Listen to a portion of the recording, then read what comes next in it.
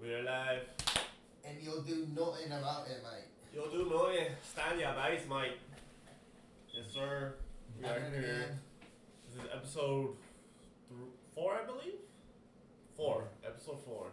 3 or 4. Yes, so we are cooking these every week on Friday. Back to back to back to back.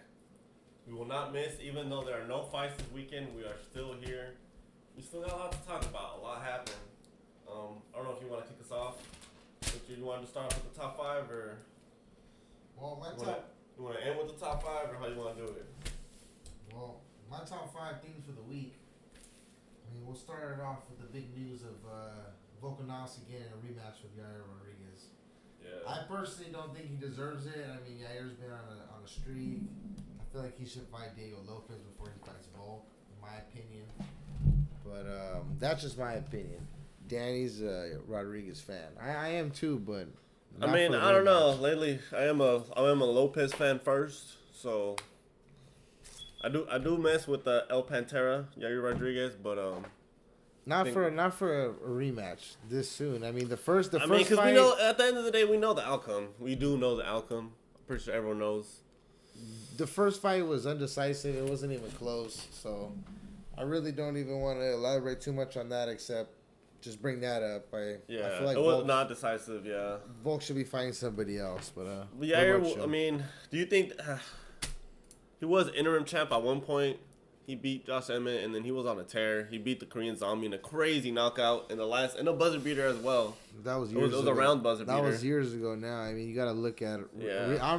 I take recency bias in the UFC. No other sport you could take recency bias in other than UFC.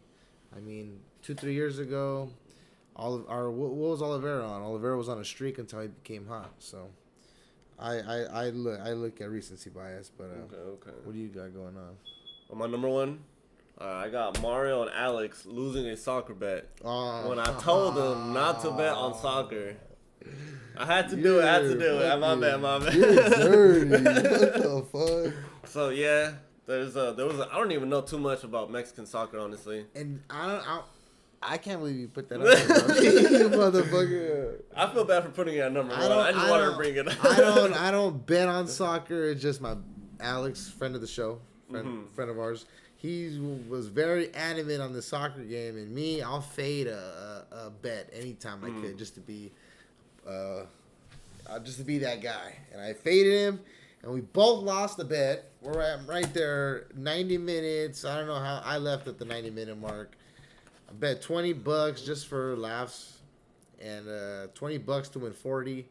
He bet $20 to win 77, and it turns out the match was a draw. Yeah. So waste of time. If you don't know, soccer, that's how it works. Because a lot of the time, soccer does end in draws, and they end it like that for some reason. So the match ended in a draw, I guess. Yeah. And so it's a three-way money line. So you have to bet either it was America, the minus it was a minus 125 favorite. Toluca, they were like the plus 280 or like plus 300, I want to say. Underdog, and then there was also the tie bet, which was like at plus 200.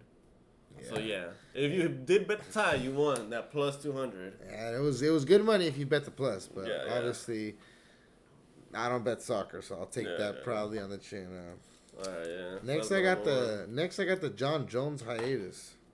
He's over there playing with Hasbulla, grown man by the way. He's like 23 years old, playing with him like he's 2 years old. So that needs to be fighting Tom Aspinall, or he needs Everyone's talking about him. Even Demetrius Johnson. He did say, I don't know if you saw Jones. What did he tweet? Oh, he said, you'll do nothing. Yeah, he said you'll do nothing. He said you'll do what you're told. I feel like he's baiting us. He's baiting us, and we're gonna get some news pretty soon. Yeah, because he did also tweet that I told the UFC what I want to do. I don't know why they haven't told y'all. I'm expecting some news at International Fight Week. And I don't wanna say too much, but we'll elaborate that a little bit more later on. That is a headliner. We'll elaborate on that, but I think we will be getting some Jon Jones news in the next month, hopefully. So International Fight Week. Yeah. So my number 2, I got the Pacers buzzer beater I was watching this literally right here in this seat live. The TV is right there. That was nuts. It was crazy. Me and Mario were talking about it. It was probably one of the best buzzer beaters I've seen. Definitely. I don't know if it's recency bias. Top 5. See, top 3. Top 5 for sure. But I mean, I can name 3 right off the bat. Obviously, the one that came to mind was the. I don't know if you want to talk about it. The Kawhi Leonard. Kawhi Leonard in the right wing for the game. What was that? Game 7 for the Raptors, 2019. I mean, then you got Kobe on Christmas Day over D Wade. I mean, that's two off the top of my head. That's true. I mean, it's definitely. I mean, and the more I can think about it, the more it just goes down. But it's definitely a good shot in a primetime game. But LeBron's hit like 2 buzzer beaters over the Pacers. He got that one floater buzzer beater that hit off the bank, coming off the left, driving to the left. Yeah. With that being said, I'm gonna elaborate a little bit more on that, and I'm gonna give you my NBA Finals predictions. Mm-hmm. Oh, well, not my predictions, my matchup. I got the Knicks losing in 7 to the Pacers, going up against the Thunder in 6. I think the Timberwolves are gonna scratch and fight their way out of it in the last game 3 to 6. They're gonna fight, but I wonder what the payout is for that exact We're gonna have to look into that. What exact? I mean, you got specific on that one. 6. So I gotta. Because I think we all agree. We're gonna run that. America agrees. We're gonna run that. We're gonna run that back, and we're gonna let you know at the end of this video how much that bet ends up coming out to be in a parlay. Mm-hmm. But I got the Thunder versus the Pacers, and as from there, I don't know. I need to see where their series goes. I need to see if the Thunder could close it out in 5, if they could sweep them in 4. Rest is a very pivotal thing in these finals. Yes. We're gonna take it week by week, and maybe next week we got a game. We'll get a matchup for the finals. No, that was my next in the top 5. The NBA Finals prediction. I got the Knicks in 7. I think everyone in America can agree. No, we're Laker fans over here. Yeah, oh yeah. But this next 2 weeks or however long, I just want to see Arkham City live. We're the Los Angeles Knicks around here. I want to see what New York will look like. No, I mean when the Knicks go to the finals, because I think they are going to go to the finals in 7, going up against OKC Thunder. They're not going to nick it. They're gonna nick it in the finals because they're gonna be too tired. They're gonna. So we got a prediction from Danny already. Mm-hmm. He thinks they're gonna nick it. For Stephen A. Smith's sake, I hope they don't. So if I want to see my guy Stephen A. Smith. I want to see him get a chip. So if I go specific as Mario did, I think it's gonna be Knicks in 7. It's gonna be OKC in 5 probably. I think Timberwolves might win this next game. No, I think OKC's gonna win the next game. You think they're going to go 3-0? Mm-hmm. I think Timberwolves are going to probably win game 4. So 5 or 6? I think it's going to be in 5. 5, okay. OKC in 5. And then at the end, I think the Knicks will give the Thunder a huge battle, but the OKC Thunder will win their first NBA championship. Well, I wouldn't say first. They were the Seattle Supersonics. That is true. First in Oklahoma soil. I was just troll baiting. Relax. First in Oklahoma soil. So yeah. Second in franchise. First in Oklahoma soil. So yeah, let's. Danny got Oklahoma winning. I will let you know my predictions next week. But my last weekly moment is the Dodgers' recent skid. I was there on Friday when they lost to the Angels.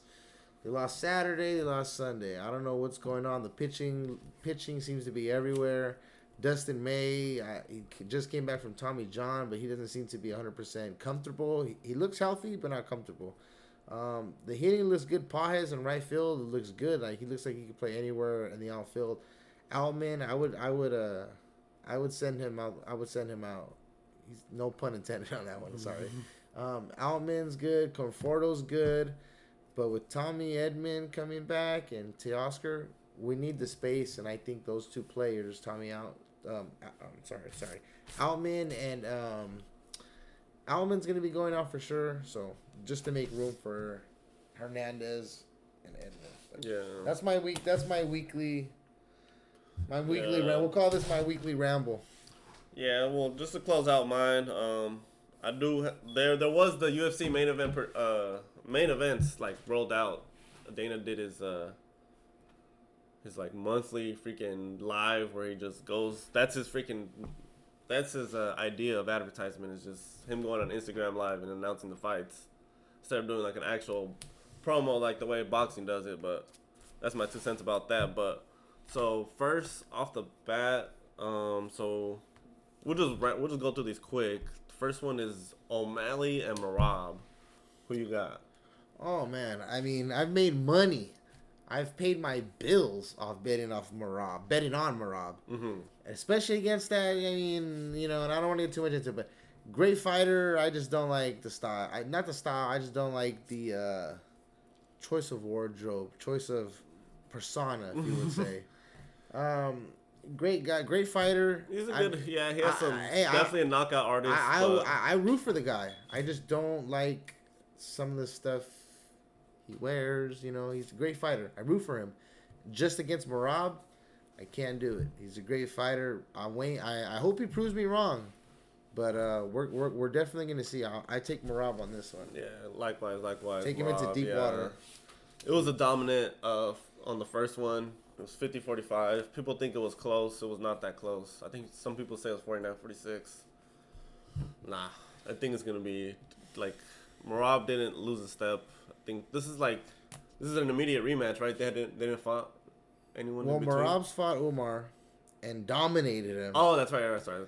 Sean has not fought anybody, and that's why everybody's mad. That why is he getting an immediate rematch when he does not deserve it? He deserves. I mean, you could have him and Umar go at it. Yeah. You could have. You got him fight Sandhagen. You could have him fight Sandhagen. There's a couple moves in there. Giving him the immediate shot, unless that was in the contract that UFC put in there for O'Malley, that you get an immediate rematch. Then I see what he's doing, because he did take a long layoff. You think it was because that is like the Sphere is the highest grossing gate in UFC history. It is. You think? I mean, it is because it was an expensive ticket. It wasn't because That was all just for the name. I don't believe it was. It was a great show. What was that, Noche? Noche, yeah. It was You think it was because? But do you think that was the reason they're giving him the immediate rematch, or do you think he sells a lot? He sells a lot of tickets, but I mean, you could have had fucking. Sorry, I'm sorry. You could have had anybody on that main eventing that, and it was UFC Noche, first time in the Sphere. Dana was gonna do it big. Not trying to mean anything, but Bilal could have been fighting anybody, and it would have been a big gate because it was UFC Noche. That says a lot. On the same hand, Sean O'Malley does bring a lot of star power, so it's a 50-50. To me, he brings a lot to it. So let's move on from that. So UFC 317, we got Topuria versus Oliveira, main event. Everyone knows. Do they? Who my favorite fighter is? Danny's favorite fighter here on the channel is two people. Brandon Moreno. I will be champion one day. And Charles Charlie DuBronx. So my favorite fighters over here are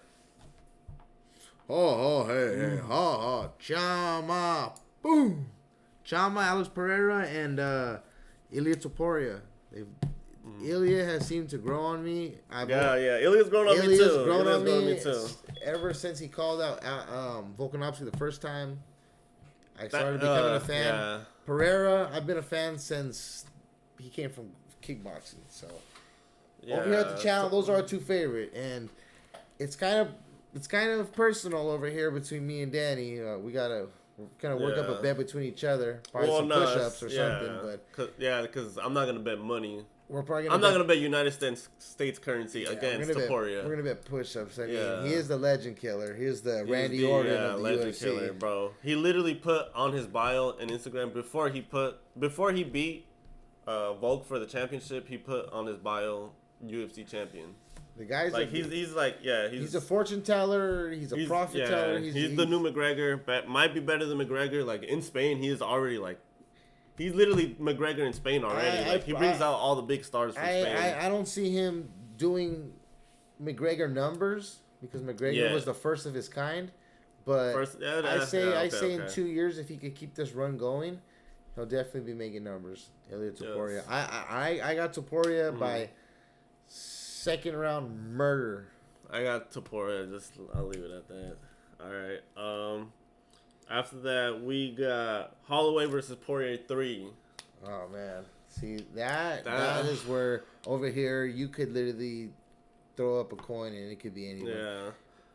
This is my thing with Danny, and this might be a 5. This might be a while, but we're gonna talk about it here.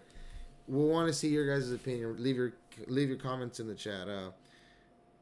You can't come back from a knockout like that quick. And then I don't know if you've seen Max's latest content. I've seen his latest content. He could be trolling. He could be trolling because I feel like it could also just be his team. Like, hey man, you're at the end of your career. Like you might need to be like, marketing yourself and like do all this stuff. But the thing with it is that anybody who fights, they know you cannot get knocked out like that and come back that quick. Manny Pacquiao got knocked out by Juan Marquez, and he was out for a year and a half, almost 2 years. It's something not physically, because physically he could do it. It's just mentally, the movements.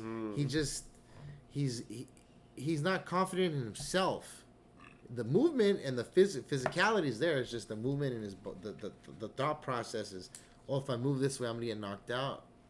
It's just he's downing himself now. So I say Poirier, and I don't say Poirier by no one is gonna get knocked out. Nobody's gonna get knocked out. It's gonna go the full 5. I hope so. It's gonna go the full 5. It's gonna be a war. Beater. I do not see. So who's your prediction? Who's your final prediction? I got Dustin Poirier. Likewise. Bring me up. Yeah, I got you can't come back from a knockout that soon. What do we got next? We have Duplessis versus Chimaev. And this is where here on the channel I have the first African champion. Oh man. This is where here on the channel hairs get split. And we're definitely gonna be betting more than push-ups. I don't know. We'll see closer to the U.S. currency will be fucking on the table on this one. Yes. I don't care. We'll get closer to August 16th on that one, but yeah. We will be giving each other Vegas odds against each other on this one. I got Chimaev by strangulation of Anaconda. Yeah, and that's if he gets him in an Anaconda squeeze, I will need $500 from Daniel and 5,000 push-ups.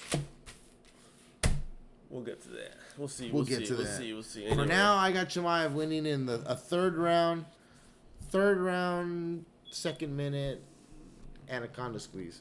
I got Duplessis by freaking headbutt to the ribs, broken rib cage, in the 4th round. Can I add this in? Does Chimaev make it on the scale? Oh, does he make it to the scale? Because there is also news that Imavov is already this early. I don't know if there's ever been like a backup fighter announced this early because the fight isn't until August 16th. There's definitely rumors around him coming into fighting because Chimaev cannot make. He can make the weight. It's just he struggles to make weight time to time. And then he has a history of not making the scale. So we're gonna see, but fingers crossed we get a banger that weekend. Hopefully we get a huge banger. At least 4 rounds of just craziness. Anyway, so that was the rambles. Those were quick little rambles. We're gonna start it off with and I'm sorry we should have started this off with first, but we'll get back to you guys next Friday. But before then, we want to salute everybody on Memorial's Day. Yes, sir. Thank you guys for everything. We appreciate you guys over here at the channel. Yes, everything you do. We will not be here without you. Not at all. No. All right. First off, I want to start with Jon Jones ducking. Question mark. Is he ducking? Is he ducking? I don't think so. Is he ducking? Is he trolling? I'm gonna let Danny take the floor first, given this one. So we do see all he has done. Like he's in Thailand, on a motorcycle in the back of a motorcycle with a man driving. Grown man in the front, mind you. Jones, you might number one. What is he doing in Thailand? Is he with the lady boys? We don't know. Yeah, he says he's just living life. He says he doesn't need to answer to anyone. But like we already said, he did say he gave his answer to the UFC. The UFC has just not given us that news. Could that news be that he's done? That Miocic fight was his last? He did say it. He did say it already that it was. But why are you gonna stop a freaking young man's career? Like, why not just? I don't think it is true. He could be, because Jones would not do that. That would be the huge troll. That'd be the biggest troll. Because that would mean Tom spent like over a year on the show. 2 years, almost 2 years. Yeah. He's only fought. What did he fight? Sergey Pavlovich. Sergey and then Curtis Blades. Oh yeah, he just starched Curtis Blades. To me, I'm a Jones fan. I've been watching the UFCs early 2007, 2008. Since the first times I can remember Cain Velasquez and Junior Dos Santos on Fox 11. I've been watching this a long time. But Jon Jones, since then, has been a champion, there's no need for him to duck anybody. I just think that he's getting older, and he's starting to realize that game that he was playing as a young man is the tables are turned. Now he's fighting the younger cat. He's fighting the younger lion who's hungry.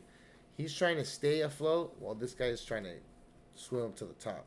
So I don't think he's ducking, because Jon Jones is the baddest man on the planet. I would take him over anybody if in a fight. I would pick him over, even if the fight was against Tom Aspinall. I'm taking Jon Jones. Yeah, I think everyone would agree. If you're getting freaking jumped by like 10 dudes and you only have one guy to back you up on this planet, Jon Jones is pound for pound the number 2 fighter on UFC's ranking.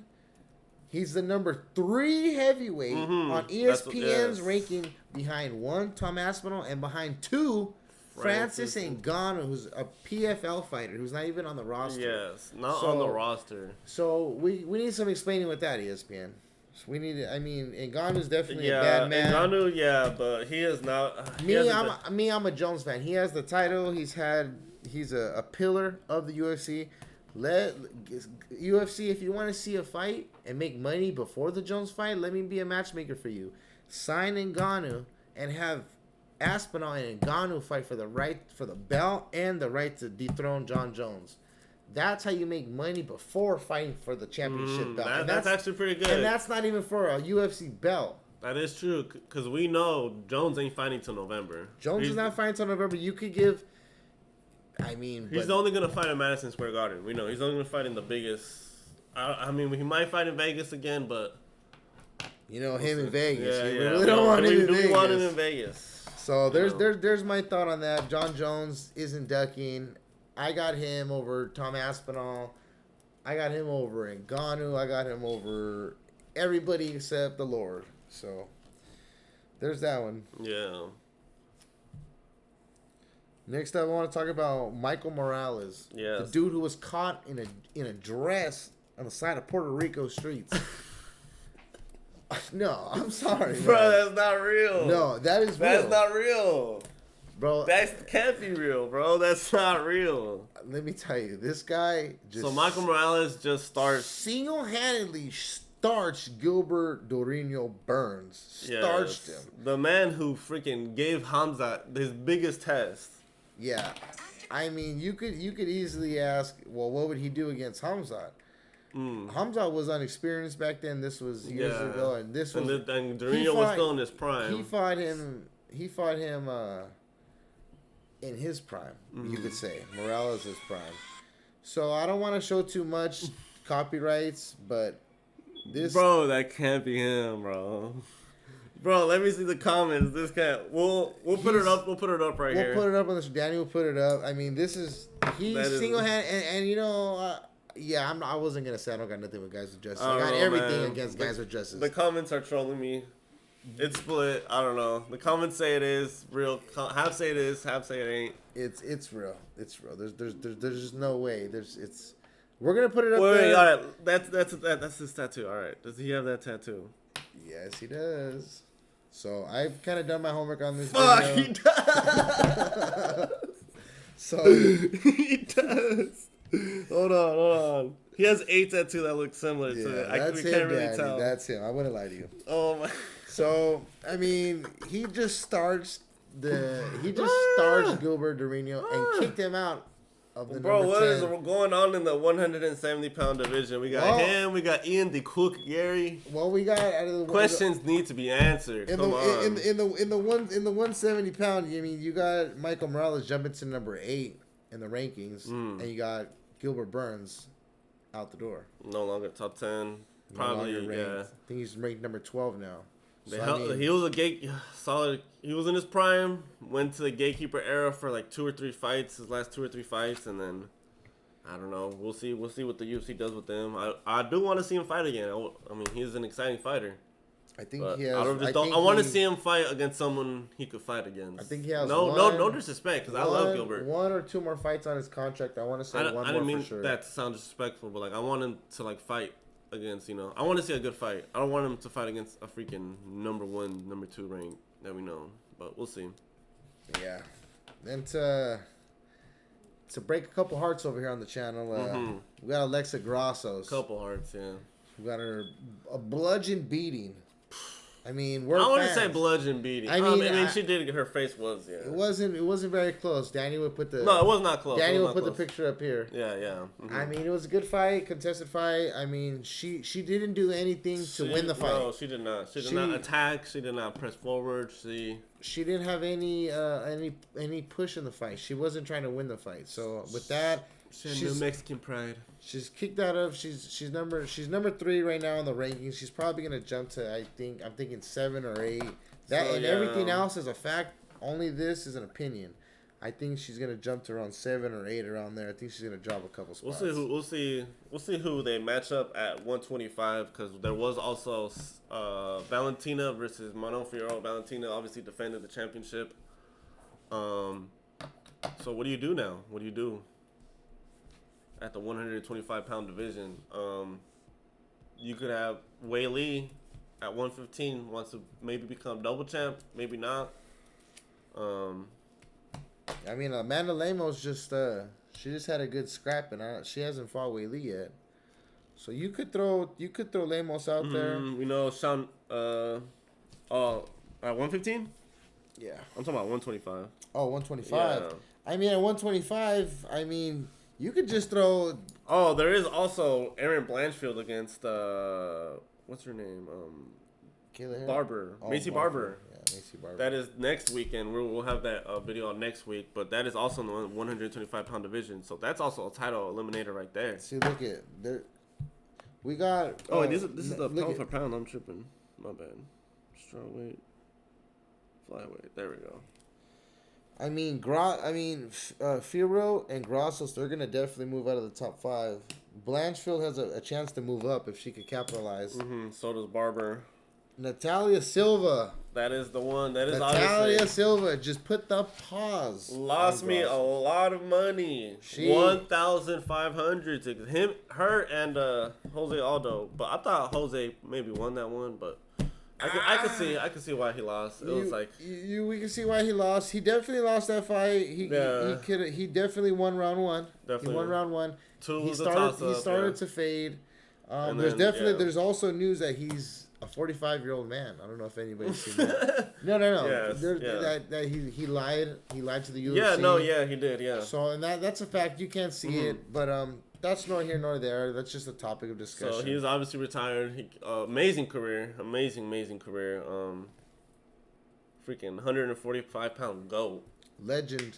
I mean, went down to 135, tried to become double champ. One of the quickest knockouts in UFC history. Yes, received. One of the quickest knockouts in UFC history.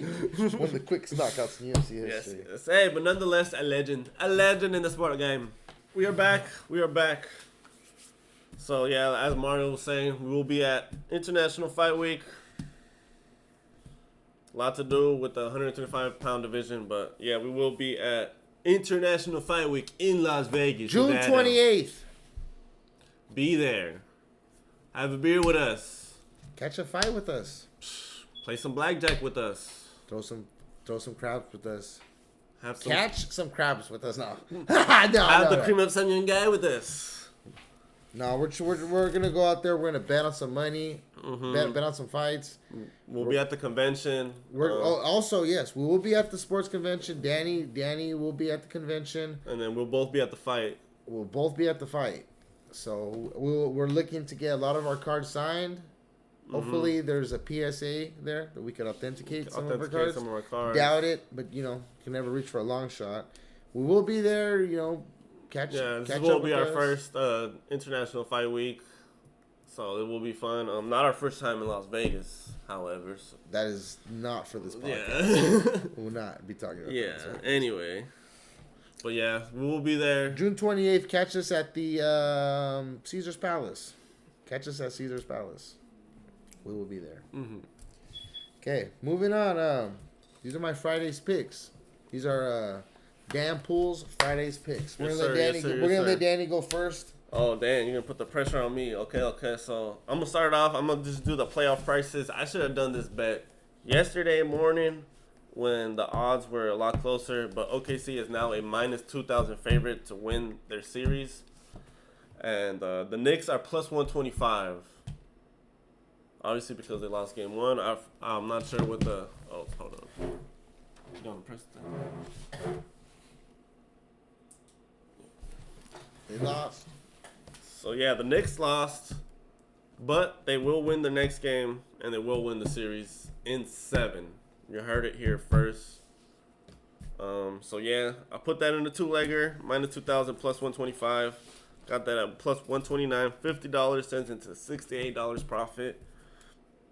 100 and what is that? 118 total. It's not bad. Bad. I got for my Friday's picks. I got the Dodgers main line going against the Mets. Both teams they're gonna be playing at Mets Stadium. Was that Citi Field, I believe. Both teams are looking at 105 on draft picks. So it's a toss up. Draft picks got both teams at a minus 105. It's a toss up. I got the Dodgers winning this in a shootout, but Dodgers winning late. And then I'm going to follow that up with the Yankees going against the Rockies. The Rockies, worst team in baseball. Yankees, the Bronx Bombers. Hopefully the Yankees don't Yankee it. But we got the Yankees for the main line.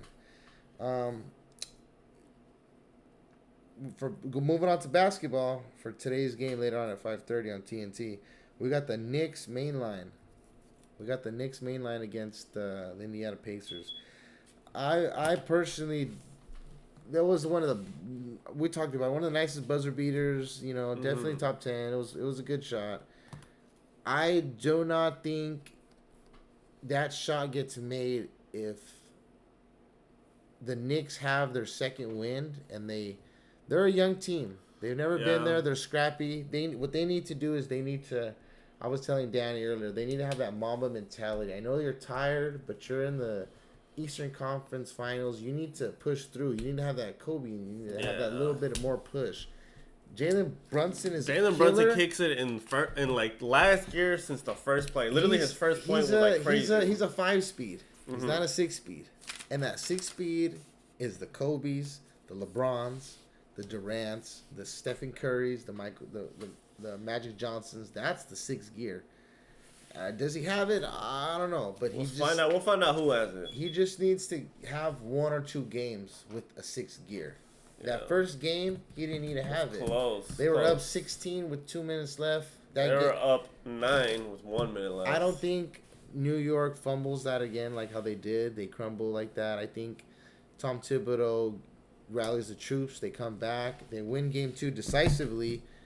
It should have been 2-0 if it wasn't due to that fumble. Yeah. But we got the Knicks up on that main line, and then I know it's not on our Friday's game, but these are Friday's picks, not the weekends. I got the Timberwolves. I don't think that's a bad man over there, Ant-Man. I don't think he's gonna go down like that. He's gonna fight. He's gonna win this one. He's gonna win the 4th one. It has to go to 6 games. I'm thinking Oklahoma's gonna win, but I don't see a young Ant-Man going out like that. He's too cold of a player. So I got that at $50, winning me $389. It's at plus 678, and that's honestly not a bad bet for a Friday video. So we're gonna try to get this video out before for the game at 5:30. Yes, sir. Yes, sir. You got some single bets? No, I just got only parlays. Coming up, I got basketball. It was my first were the playoff prices, the series prices. This is just for the money line on the game. I got OKC winning. Is that tomorrow? Yeah, that's tomorrow. I got OKC going up 3-0 against the Timberwolves. Like I said, I think the Timberwolves are gonna win in 5. OKC is just too good. They don't have they're just stacked. They just got a free throw merchant, is what it is. They got the MVP. They are the Kansas City Chiefs of the NBA. They're just get every call. I'm thinking they're gonna get every call called on shy, every call. But when it comes to the NBA Finals, when all TVs, all cameras are on them, I don't think those refs are going to be giving them the same calls. And I think international basketball in the finals. Remember that, folks. I don't think they're going to be getting all those free throws in the NBA Finals. Internationally. But yeah. So yeah, OKC. I got the Knicks money line winning this. Is that today? Yeah, Knicks are today. I got them winning today, minus 250 favorites in basketball. Yeah, I seen them coming back. Like we said, they're gonna rally the troops. It's not gonna happen again. So to close it out, I just saw this on the book. I got a future bet in baseball. I got the Dodgers winning the World Series at plus 240. So you throw that all together. At plus 729, $50 turns that into 364, 414 profit, or 364 profit, 414 total. You know, just a quick little Friday bet. That is a bet. We're trying to play with at least $100 on the weekends. I mean, I'm trying to be good. I'm not trying to spend too much anymore. No, yeah. For my single bets, I got a little 5-leg parlay on this Knicks Pacers game. I got Brunson dropping 30. Like I said, he needs to have 1 or 2 games with that 6th gear. I don't think it's going to be today's game. It should be, but I don't think it's going to be today. He's definitely going to be dropping 30. He's going to drop 30. I got Halliburton, dropping 25. We got Cat dropping 18 points with Siakam with 15. Mikal Bridges needs to drop 10 points. That's it. My only worry about this bet is Siakam. I think he's the one that sells it for me. But this bet is looking pretty healthy with $50. $50 could win you $600 at plus 1,100. And this is on draft picks. I mean, you put all those together, I mean, that's $100 to win $1,700 if you want to put that in a 9-legger. So you do with that information with what you want. We do not condone gambling on this channel. No, but if you do it, remember those are the ones you want to do. If you do decide to do it, make sure you keep me my share. So yeah, that's pretty much it. We do not have a pack to open today, unfortunately, because we did buy the gold label last week. We'll have a pack next week. Last week we did hit on the Shower Bullet out of 99, up for sale if you do want it. And let us know what you want to see on the channel. Yeah. If you want to see us rip open some basketball cards, some football cards, some baseball cards, we will Pokemon cards, Marvel cards. No, just kidding. We won't. We're trying to keep the niches. We're trying to keep strictly UFC. But if you guys want to see, if you guys like to see what we're doing, if you guys want to see us open some basketball packs, some UFC pack, some baseball, football, you guys put in the comments what you guys want to see from this channel. Yeah. Leave your comments in the description. So, yeah, thanks for watching. We'll catch y'all next week on Friday. Every Friday, we are going to upload. This has been the podcast, DMan&MariPulls. Make sure you subscribe. And, yeah, we'll catch y'all next week. And remember one thing. You'll do nothing, mate. Stand your base.